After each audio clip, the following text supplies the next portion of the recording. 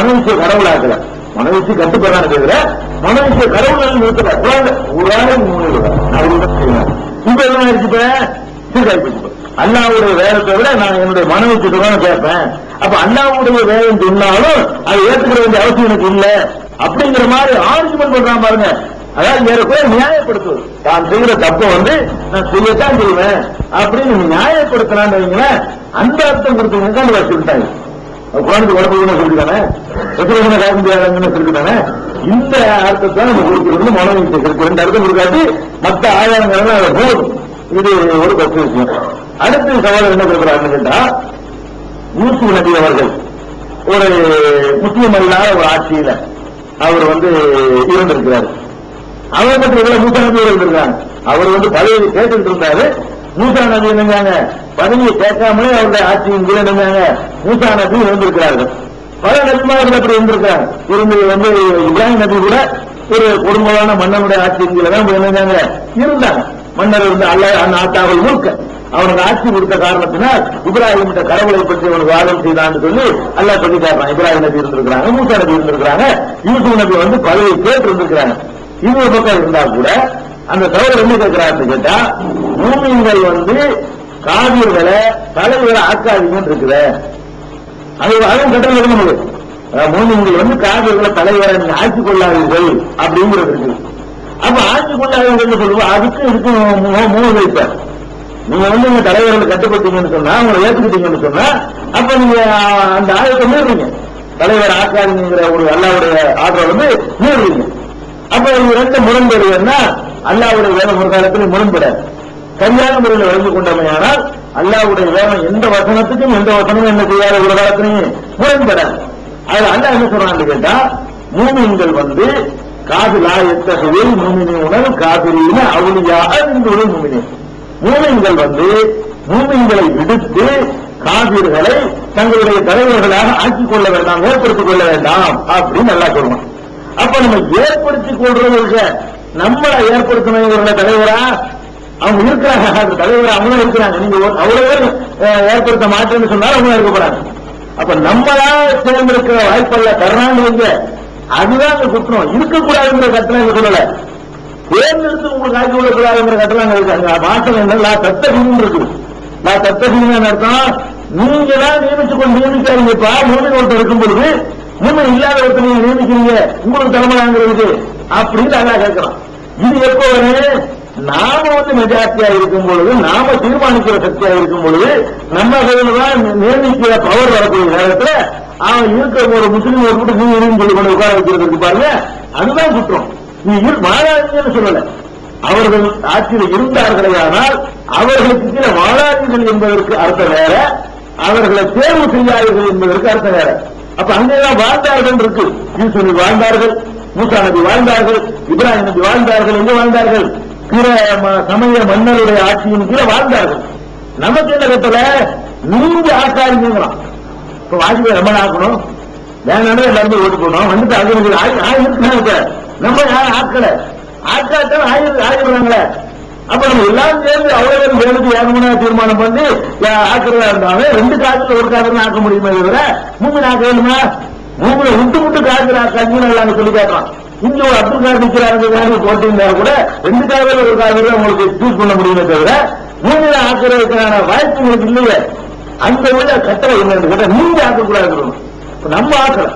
அப்படி அமைஞ்சு இருக்கு. அல்ல அவங்க மெஜாரிட்டியாக வச்சிருக்கலாம். அந்த மாதிரியான ஆட்சி அவங்க கையில கிடைக்கிற மாதிரி சூழ்நிலையை அல்லா ஏற்படுத்தி வச்சிருக்கலாம். நம்ம அது மீது நிர்பந்தத்தில் வாழணும். அப்ப அல்லா ஏற்படுத்தின வாழ்வது என்பது வேற, நமக்கு அந்த சான்ஸ் கிடைக்கும் போது அப்போ மாற்ற இஸ்லாமிய எல்லா இஸ்லாமிய மக்களை மாறிட்டாங்க. அல்ல நம்ம மேல ஆட்சி தர வேண்டிய நிலை வருது. நம்ம வந்து உட்கார்ந்து ஆட்சி பண்ணணுமே தவிர நம்ம வந்து ராமசம் நீங்க பாத்துக்க நாங்க வெளியே சொல்லிடக்கூடாது. அந்த மாதிரி அல்லா தரும்போது அதான் அந்த ஆயத்தை குற்றம். அதனால ஆட்சியாதுங்கிறது வேற, வாழ்வதுங்கிறது வேற. இதை புரிஞ்சுதான் பழக்கம். காசிரை நம்மள ஆக்கக்கூடாதுங்க. இதுக்கு முன்னாடி வந்து எலெக்ஷன்ல வந்து ஜெயலலிதாவுக்கு வந்து ஓட்டு போட்டு சொல்லி சப்போர்ட் பண்ணீங்க. அந்த மாதிரி முஸ்லீம்கள் வந்து இன்னொன்னு என்னன்னா, முஸ்லீம்கள் வந்து இடஒதுக்கீடு வந்து கேட்டு போயிடலாமா? நீங்க யாரும் முன்னாடியே வந்து ஒரு நான் முஸ்லீம் பீப்புள் வந்து நீங்க நான் வந்து எப்படி நான் முஸ்லீம்க்கு மாறினேன்னா எனக்குள்ள சலுகை எல்லாம் போயிடும் அப்படின்னு அவங்க கொஸ்டின் பண்ண வந்து நீங்க ஏன் வந்து உங்களை ஒரு தாழ்த்தப்பட்ட மாதிரி நீங்க இது பண்றீங்க அது சொல்லித்தானே உங்களை ஒத்துக்கிட்டு தராங்க அப்படிங்க வந்து நீங்க தாழ்த்தப்பட்ட நீங்க அப்படி இல்லை அதுக்கு வந்து நம்ம இடஒதுக்கீடுங்க வந்து நம்ம பிசி நம்ம அந்த மாதிரி தானே கேட்கிறோம். அதை பத்தி ஒரு இஸ்லாம் இணைய மார்க்க நிகழ்ச்சியில ஒருத்தர் கேள்வி கேட்பாரு. அதான் ஒரு யாபம் காட்டுறாரு. அது என்ன கேட்பாருன்னு கேட்டா, அப்ப நாங்க மதம் மாறணும்னு சொன்னா இந்த இடஒதுக்கீடுலாம் எங்களுக்கு இல்லாம போயிடும். ஒரு தலித் இருக்காருன்னு வைங்களேன், அவர் இஸ்லாத்துக்கு வந்தாருன்னா இடஒதுக்கீடு இருக்காது. தலித் என்பதற்காக கொடுத்த அந்த சலுகைகள்லாம் இழந்துருவாரு. அதை பத்தி அவர் கேட்கும்போது நம்ம சொன்னோம், நீங்க எதுக்கு அந்த இடஒதுக்கீடு நீங்க ஆசைப்படுறீங்க? அந்த இடஒதுக்கீடு நீங்க ஆசைப்படும் பொழுது ஒருத்தர் தான் இடஒதுக்கீடு வாங்குறீங்க. நான் தாழ்த்தப்பட்டவன், நான் இழிந்தவன், நான் கேவலமானவன் நீங்க சொல்றதுக்காகத்தான் உங்களுக்கு அந்த இடஒதுக்கீடு தர்றான். அப்ப செயல்பாடு அடிச்சுட்டு ஒரு 10 ரூபாய் தர்மம் கூட நீங்க வாங்கிக்கிறீங்களா? அது மாதிரி உள்ளதுதான் இது அப்படின்னு நான் சொல்லியிருந்தேன். அதுதான் அவர் சுட்டி காட்டி கேட்கிறாரு. அந்த அடிப்படையில் இப்ப முஸ்லீம்களுக்கு இடஒதுக்கீடு கேட்கிறோமே, அதுவும் அந்த மாதிரி உள்ளதுதானே, அது எப்படி நம்ம கேட்கறது அப்படிங்கிறாரு. நம்ம வந்து எங்களை தலித்துல ஆக்கி எங்களை தாழ்த்தப்பட்டவன் ஆக்குன்னு சொல்லி நம்ம கேட்கிறோம். நம்ம எதை கேட்கிறோம்? நாங்கள் பொருளாதாரத்துல கல்வியில பிற்படுத்தப்பட்டிருக்கிறோம். தாழ்த்தப்படுவது என்பது கேவலம். பிற்படுத்தப்பட்ட நிலையில இருக்கிறது என்பது நம்முடைய வசதி குறைவு, நம்முடைய வாய்ப்புகள் குறைவை காட்டும். ஒருவன் வந்து தாழ்த்தப்பட்டவனை அவனை தொடக்கூடாது, அவனை தீண்டக்கூடாது, அவன் பார்க்கக்கூடாது, அவன் உட்கார்ந்து இடத்துல உட்காரக்கூடாது என்றெல்லாம் சொல்வது வந்து தாழ்த்துவது என்பது. அந்த தாழ்த்தப்பட்டவன் என்பது ஒருவனுக்கு கிடைக்கக்கூடிய அவமானம், கேவலம். பிற்படுத்துதல் என்பது வந்து நம்ம எல்லாத்திலையும் பின்தங்கி இருக்கோம். படிக்காத சமுதாயமா இருக்கிறோம், வசதி வாய்ப்பு இல்லாத சமுதாயமா இருக்கிறோம், பெரிய பெரிய தொழிலதிபர்களா நம்ம சமுதாயத்தில் உள்ளவங்க குறைவா இருக்கிறாங்க. அப்ப நாங்கள் பிற்படுத்தப்பட்டுதான் இருக்கிறோம் அப்படின்னு சொல்லிட்டு அதற்கான உரிமையை கேட்கும் பொழுது நம்ம வந்து அந்த தாய் அந்த இழிவை நம்ம ஏற்றுக்கல, இதுதான் கேட்கிறோம். நாங்க முஸ்லீம் தான், அந்த குடிமக்கள் வலிச்சிருக்கிறோம், அப்ப பாருங்க பிற்படுத்தப்பட்ட நிலையில் இருக்கிறோம் அப்படின்னு நம்ம கேட்கிறோம். அதனால அது வந்து எந்த வகையிலையும் தப்பு கிடையாது. அது இன்னும் சொல்ல போனா அது மார்க்க ரீதியா நமக்கு ஆதாரம் இருக்கு. எப்படி ஆதாரம் இருக்கு? உங்களுக்கு நேரத்தை சொல்லியிருக்கிறோம். மூசா நபி அவர்கள் அந்த பேரோடத்துல போய் என்ன கேட்டாங்க? அவங்க போய் ஏகத்துவத்தையும் சொன்னாங்க. அதோட கேட்டாங்க, இஸ்ரவேல் மக்களை நீ தனியா கூட அனுப்பு, அவங்களை சித்திரவதைப்படுத்தாத, சித்திரவதைப்படுத்தக்கூடிய ஒரு சமுதாயத்தை சித்திரவதைப்படுத்தாதே என்று ஒரு ஆட்சியாளர்கிட்ட போய் மூசா நபி முழங்கினார்கள் என்று பல வசனங்கள் இருப்பதை வந்து உங்களுக்கு நம்ம எங்க 734 20 47 26 17 26 22 44 18 705 இந்த வசனங்கள்ல எல்லாம் இருப்பதை நேற்றைய உங்களுக்கு சொல்லியிருக்கணும். அந்த அடிப்படையிலையும் நம்ம பார்க்கணும். அது போக வந்து நபிகள் நாயகம் ஸல்லல்லாஹு சொல்றாங்க, அபுல் ஜிஹாதின் கலிமத்து ஹக்கின் இந்த சுல்தானின் ஜாயிரும். ஒரு அநியாயக்கார ஆட்சியாளருக்கு முன்னாடி ஹக்க பேசுறது, உண்மையை எடுத்து சொல்வதற்கு பாருங்க, அது சிறந்த ஒரு ஜிஹாது அப்படின்னு ரசூல் ஸல்லல்லாஹு அலைஹி சொல்லியிருக்கிறாங்க. அந்த அடிப்படையில் அநியாயம் பண்றீங்களப்ப, நாங்கள் அந்த நாட்டில் உள்ள மக்கள் தானே, எங்களை மட்டும் போய் ஒதுக்குறீங்க, எங்களை மட்டும் இதுக்கு வந்து நீங்க உரிமைகளை பறிக்கிறீங்கன்னு கேட்கறது வந்து அது உரிமைக்கு குரல் எடுக்கிறது வந்து அந்த தாழ்வு ஒப்புக்கொண்டது ஆகாது. நம்ம ஒப்புக்கொள்ளல. தாழ்வு ஒப்புக்கொண்டது கண்ணியத்தை தான் கேட்கிறோம். போன தடவை ஜெயலலிதா ஆதரிச்சோம், அதுக்கு முந்தைய திமுக கூட ஆதரிச்சிருக்கிறோம். 95 ஆரம்ப காலத்துல 96லயா 96ல அப்ப நம்ம காங்கிரஸ் தானே ஆக்குறோம் அப்படின்னு கேட்கிறாங்க. இங்க என்ன ஆயத்துல வருதுன்னு உங்களுக்கு கேட்டா, மூமின்கள் வர வாய்ப்பு இருக்கும் போது அவனை விட்டுட்டு ஆகக்கூடாது வருது. அப்ப ஜெயலலிதா கருணாநிதி இப்ராஹிம் இந்த 3 இருந்தாங்க காலத்துல.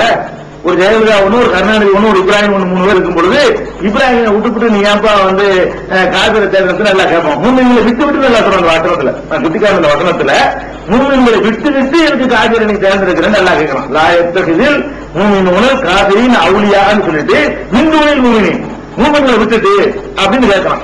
இங்க வந்து நீங்க மூமின்களை சீன் யாராவது இருந்தானா 2 கார்கள் தான் அங்க நிக்கிறாங்க போது 2ல ஒரு ரொம்ப குறைந்த தீமை எதுன்னு பாக்குற நிலையில் நம்ம தள்ளப்பட்டிருக்கமே தவிர, மூமின்கள் அந்த சீன்ல இருந்து சீன்ல இல்லாம ரப்பர் லெட்டர் அவங்க பெயருக்கு நிற்பான்.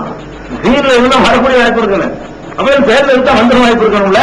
அப்ப நீங்க 10% ஓட்டு போட்டோம்னா 90% ஓட்டு ரெண்டா பிரியும். 90% ஓட்டு 40-50 பிரியும். நீங்க 10% ஓட்டு இப்ராஹிம் போடுவீங்க. அது என்ன யூஸ்? அதனால என்ன நன்மை?